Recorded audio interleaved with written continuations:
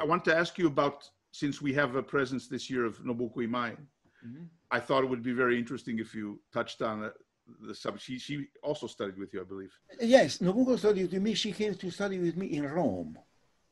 She came to study with me in Rome at the conservatory.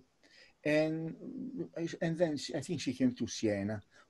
But she studied with me, I don't know, quite a good time. And finally, she was still studying with me when she got the prize at the Geneva. Fantastic. That's wonderful. Yes. So we're very happy to have you, of course, and to have Nobuko with us this year. Yeah. And I hope that we have a chance to all be together too, at least online. Yes, yes. It'll be very nice. Great.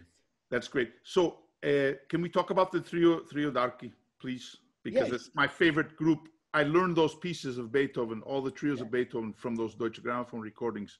And I really want you to tell us about your relationship with Caramia and Franco, the great Franco Gulli. Okay, well, I cannot jump the very beginning of it. So, because the trio d'archi started as a quartet. Aha. Started with a quartet. And there was this quartet, and Carlo Maria Giulini suggested to Franco and Baldovino at the time, it was not me, because Franco and Baldovino wanted to make a group 2 years before. And Franco told, what about playing with Bruno? And Baldovino said, no, he's too young. That was the beginning of this. Okay. So, and then, but 2 years later, then they wanted to do this, but they wanted to do a quartet. And Carlo Maria Giulini suggested what for him was the ideal second violin. And he gave this name of this violin from Torino. So there was this strange situation because Franco was living in Milano. This Virginio Brun, the second violin, was living in Torino, and Baldovino and I were living in Rome. Very often we had the rehearsals in Rome. And so the both came to Rome. But it was always something like that we were there in order to rehearse. And this second violin, oh, I'm sorry, this afternoon I cannot come because I have a very important meeting. So he was very often not with us. And one day we were at home with Baldovino. He said, Baldovino came out and said, why don't we read this? And they were the Beethoven string trios. We played a few notes of the string trios, and his destiny was written because it was finished. The quartet was finished. We decided it was going to be a trio. Well, this group, these recordings have not been surpassed to this day. Yeah, we have been playing with Baldovino maybe 2 years, and then Trio di Trieste had a problem because the violinist and the cellist, so Renato Zanettovic and Libero Nana, really did not go along. Okay. Could not stand each other. I have been told one of them telling to the, no, I don't know with one of them, they said, tell him to give me an A. Oh my God. Oh my God, yes, something like that. Anyhow, and then Ghedini, who was very close to the trio italiano, to the trio di Trieste, that was the trio di Trieste, because they played his Concerto dell'Albatro, which is a fantastic piece by Ghedini for a piano trio, orchestra, and speaking voice. It's a great work based on a little note by Melville on Moby Dick. Yes. Fantastic. Said, well, ask me the permission to lend Baldovino to the trio di Trieste. He said, you know why? Because Baldovino is the only name that somehow would somehow shock Libero Lana, who was the cellist, that he was going to play. And yes, I said, okay, why not? So he went and he liked it. The pianist Dario De Rosa and Renato Zanettovic loved playing with Baldovino, and so Baldovino decided to go with the with the Perfect. Trio di Trieste. And then I suggested Franco to have Giacinto Caramia in our trio. Fantastic And that choice. was a fantastic move, because I mean, we in all the time we played together, all the recordings that we did with the trio, we never ever repeated one single note because of Giacinto. That's amazing. They had fantastic Only, intonation. Huh? and Giacinto had this incredible intonation and the most incredibly focused sound, Great. clear, bright, golden sound. And playing in tune with him was the easiest thing in the... Well, you and Franco in your octave playing with Franco is amazing to me. It sounds perfect to me. And the balance, you had very good sensitivity with the balance always in that group, and elegance in the Mozart Divertimento, the 5 Beethoven trios. These are fantastic recordings, and I still haven't heard anyone play them better. I don't know. I have a special problem because I never heard those recordings again. I actually wanted to touch on that too. I never heard those recordings. Never, ever, never, never, never. You and Johnny Depp. Johnny Depp doesn't see his movies, and you don't listen to your recordings. Yes. And I wanted to touch on that. Why do you think that is? Why is it? Is it too painful? Because I don't like it. But what is it that you don't like about it? Your playing, or the other people's playing, or all of it? No, what comes out, I would have done differently. Yes, of course. I would have done differently. Anyhow, it is like that. Oh, it can happen to me that I hear maybe a few notes and say, not bad. It is like I don't go much more far than that. That's amazing to me that you don't listen. But I mean, I must tell you a story. Once we were on tour with the trio, and we were in Cologne at the radio, and we had, it was in our schedule, we had a morning at 9 o'clock, we had a recording to record 3 pieces of our repertoire. Recording for the German radio was really was like making recordings, because they would stop you because there was a noise, and this is out of tune. Differently as it was in Italy, because in Italy at the beginning you were not supposed to stop, not even between movements. Wow. Because the technician would refuse to connect 2 movements. Okay? Oh my God. This is not a recording, so we play as it is in a concert. That was the thing, yes. A little in brackets. 20 years later, the radio Italian radio, has the right, because this is the Italian law, to make records. Yeah. Record CD from the recordings that they have. If you have a recording for 20 years in your hands, you can make a record out of it. That's strange. I close my brackets. Yeah. Yeah. We were playing in Cologne for this radio, and we had to play these 3 pieces. And we played these 3 pieces through. And that was it. What were the 3 pieces? I don't know. Well, there was a Beethoven trio, probably a Hindemith trio, Max Reger. I don't know. Yeah, but these pieces are technically tremendously difficult. Yes. Especially Hindemith trio. That's the pages are black with notes. Yeah, especially for the viola. Yes. Yeah, exactly. Yes. And then after that, the organizer of this team of engineers came to us and said, "But would you not have something else to record?" And I said, "Of course, why not?" And we recorded 3 more pieces. That went just like this. But that was the thing. That was the... That's a fantastic group. I think I can't imagine anyone doing the string trios repertoire better than that group. I don't know, because, the better involves many things. But I can tell you what I know about that. We never had to play one note for the intonation. I believe you. I know it was, but that I'm sure that was, I know. I'm convinced that I'm positive that was the merit of Giacinto. The way of Giacinto was playing was, of course, Franco. When I hear Franco playing, he has an intonation which is fantastic. So it was very easy to play with them. The violist wasn't so bad either. Who? No, but you know, the viola, you hardly hear the viola. Yeah. In string trio, that's not true at all. You know that. Big job for the viola in string trio. Yeah.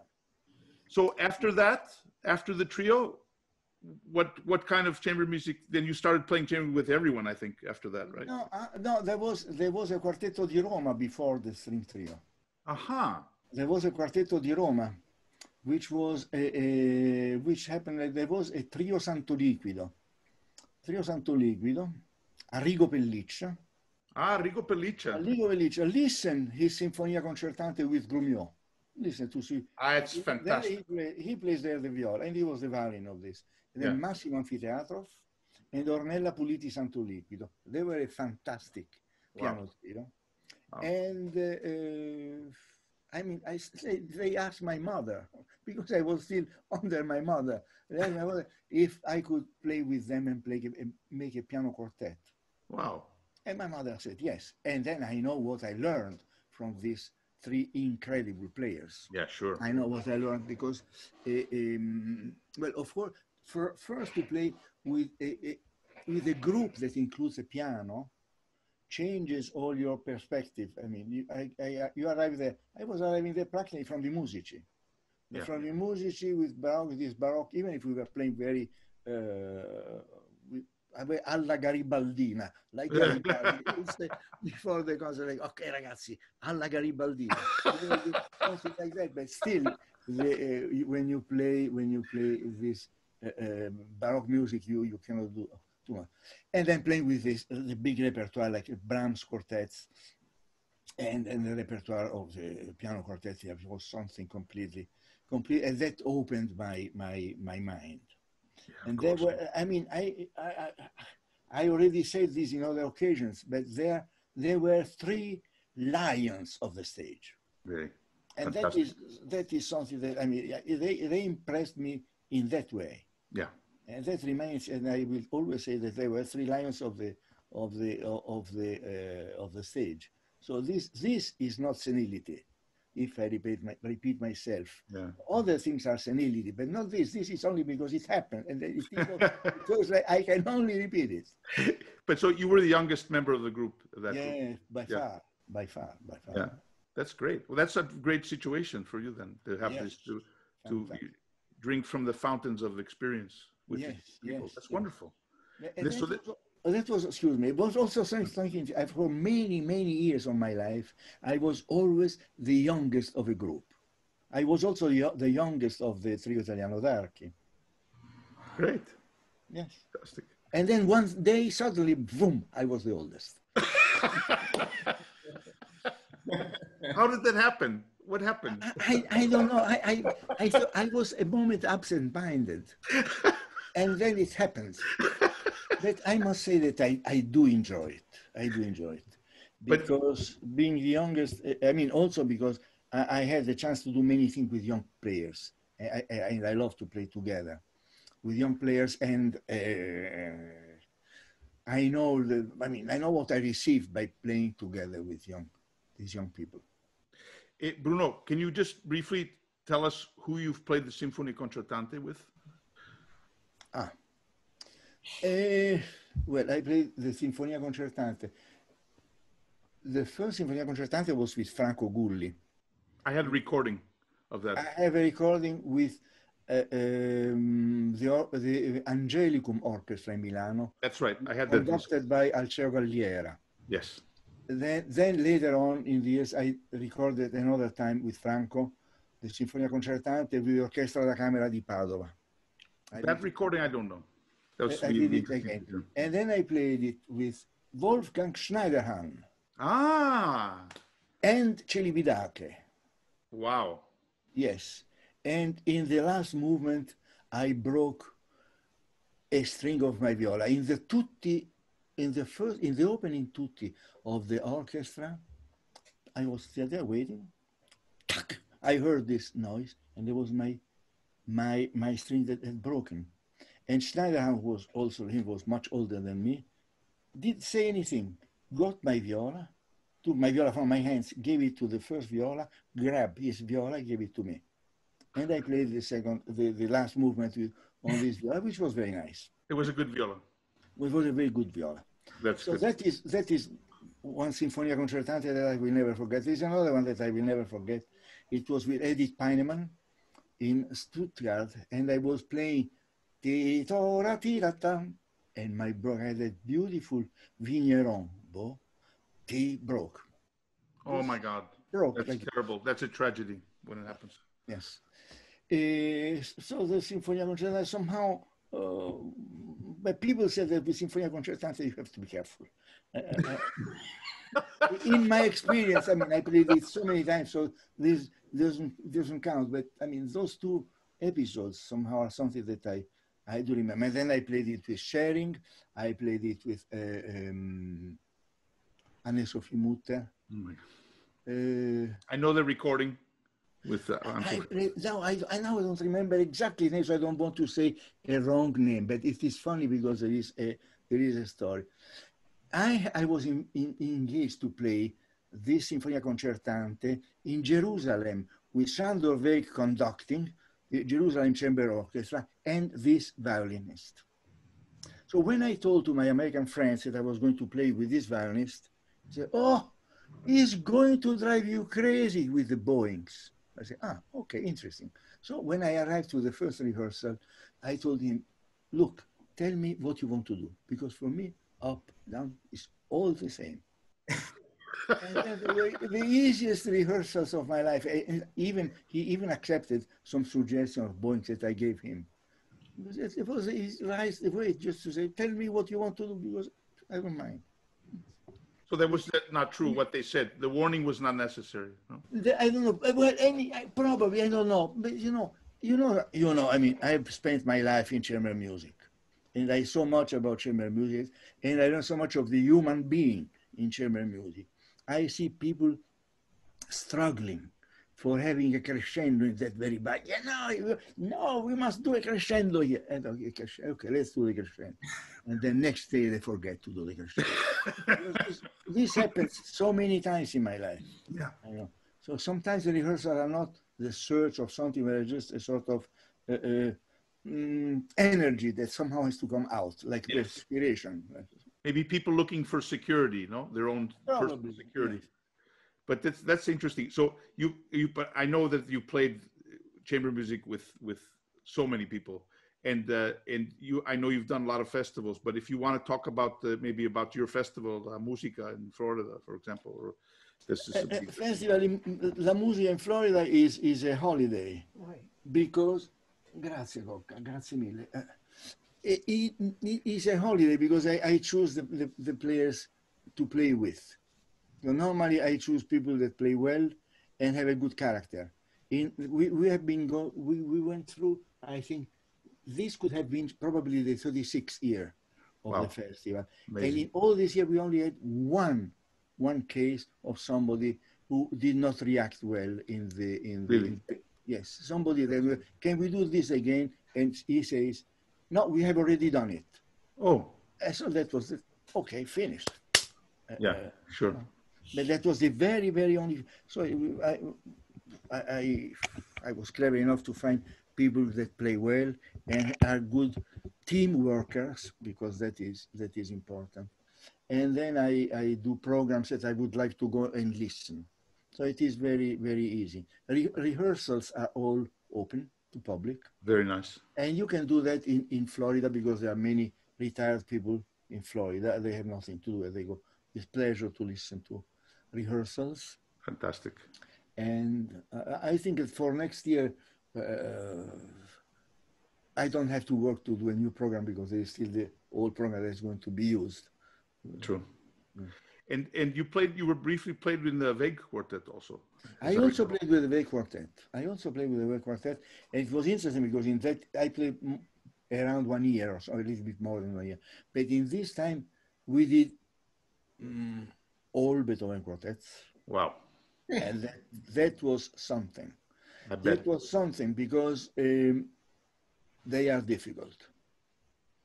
They are difficult. And I was, at the time, I was a clever boy.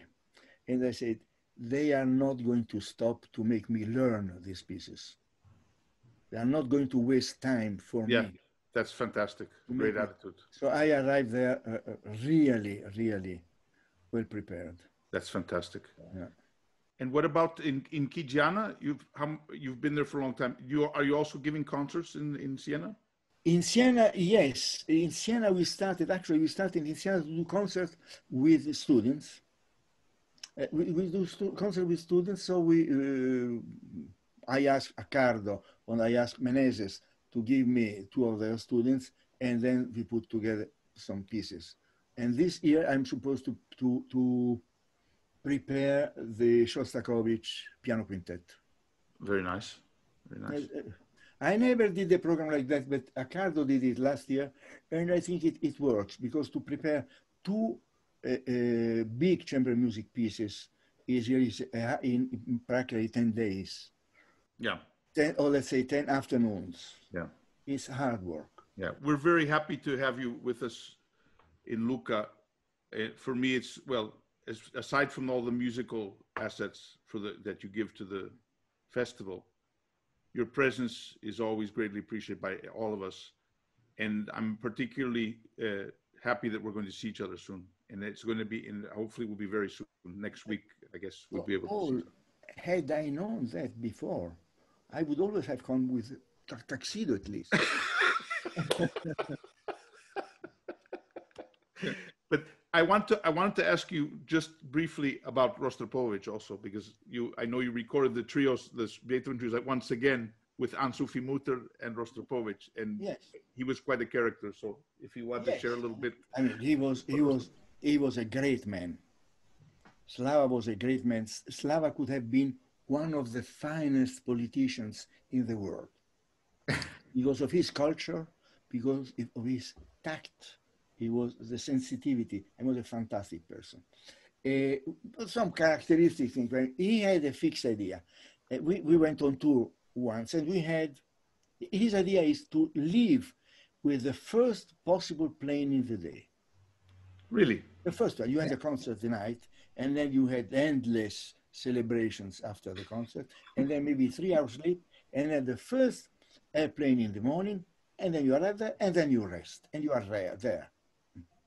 And the next day, okay. But anyhow, we had this tour with 14 concerts in all European capitals. But the first day we had 2 concerts because we had a concert in the morning in Berlin for the Republic president of the German Republic. He had there all Nobel Prizes or something like that at midday. And then at 7 or 8 o'clock, we had a concert at the Tonhalle in Hamburg. No, in Zurich. Zurich. Anyhow, that was the first day. And then it was like, but he was really fantastic. I have heard him making incredible speeches in all dinners. His toasts were unbelievable, epical, fantastic. And did he have his little dog with him on tour? He had a very small dog in a bag. Yeah, well, sometimes he carried all of them, and I don't know if there were 5 or 7. And that was once they destroyed the room in a German hotel, and he had a big bill to pay. But otherwise, he was carrying one. Yes, that's right. Yeah. But I mean, yes, but it was well done. He never disturbed this dog. It was very nice. But I mean, what I was really amazed with him, was this. I mean, this was another. I mean, are we going to talk about Rostropovich? Rostropovich was like not a king, an emperor. Yes. Yeah. And his modesty in the rehearsal is not to be believed. That's fantastic. He was like, I mean, always have this image. It was like a question mark. Am I too loud? Is this right? Is this too high? Is this flat? Am I too fast? And then his fine tuning. He was always about this. He was never settled down. He was always on the trying to fine-tune himself all the best possible. That's fantastic to explain. Bruno, that's very important to explain, because we know people who don't have this attitude. We don't have this? We know people who do not have this attitude in our profession. So it's very important to explain that, what you just explained. Yes, you know, Paul, it is not only in our profession, because our way of being has changed. Because one of the things that you hear now, which is appreciated now, well, you don't have doubts, you do things. Yeah.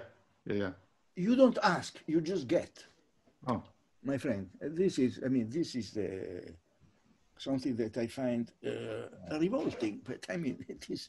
Maybe it's just a great sign of intelligence, you know. It's the real deep intelligence, it's high intelligence. To doubt, no? Also to doubt and to question.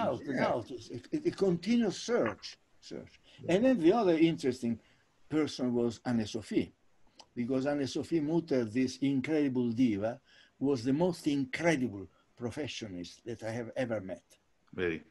Because Anne-Sophie was always there. There was no doubt ever. Fantastic. The only thing she did not go along well with hotel directors. Aha. There was always something. I thought this was a first-class hotel, something like this.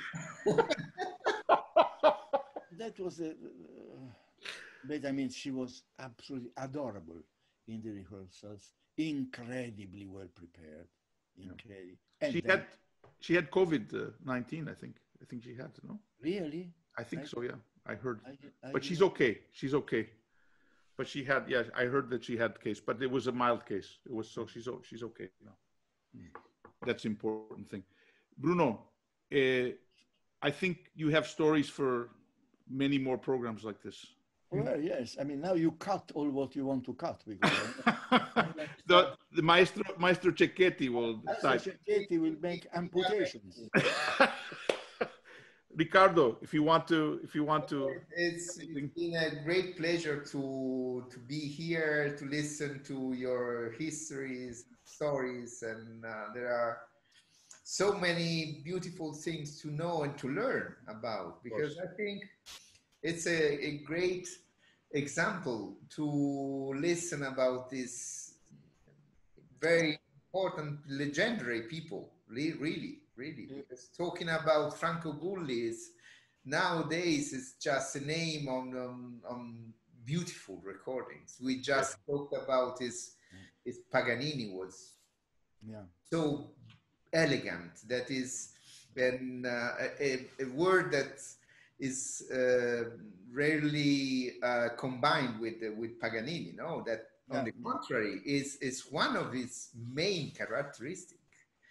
But of course, it's so hard to play that it's difficult to be elegant. But I mean, because I mean, Paganini, like the Italian music, in the Italian music of that time, there is never tragedy. Yeah. There is not, I love you, if you don't give yourself to me, I kill myself. It would be said with a little smile, like this. If you say yes, I find another one. And then this is something that also sometimes these very passionate melodies, they always have to be said with a little bit of freshness. Yeah. It is never, if you say, no, I kill myself, never, doesn't exist in the Italian music of the time. Bruno, can you tell a story? I remember you telling a story about Gulli playing Paganini and looking at people in the audience, no? I heard they're just like really carefree, just looking at the ladies in the audience. Okay, yeah. No, but I don't remember actually him looking. I mean, he had this incredible elegance, which nonchalance. Yeah, exactly. Just making it easy, right? He was doing the most incredible things. You would say pretending that they were easy, no, but they looked like they were easy. Yeah. That's fantastic. It's wonderful.